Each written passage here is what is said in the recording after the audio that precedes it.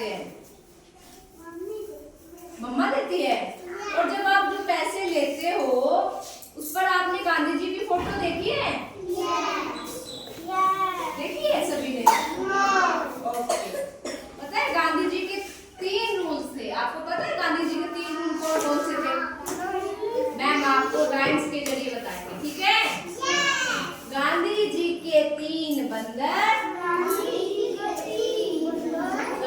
जी के 3 बंदर, मुझको लगते मस्त कलंदर। उस दिन पहला बोला मुझसे,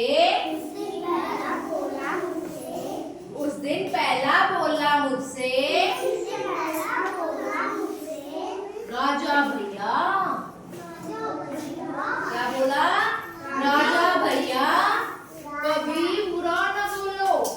क्या बोला? राजा भैया कभी बुरा न बोलो।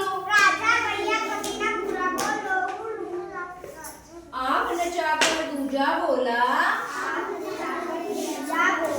आँख नचाकर दूजा बोला,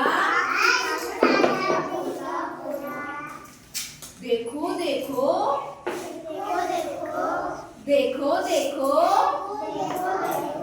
लेकिन बुरा न देखो। देखो देखो, लेकिन बुरा न देखो। इतने में तीजा भी बोला, इतने में तीजा भी बोला, भैया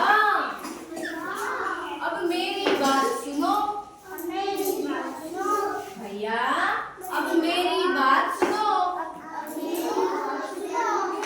गांधी जैसा बनना हो तो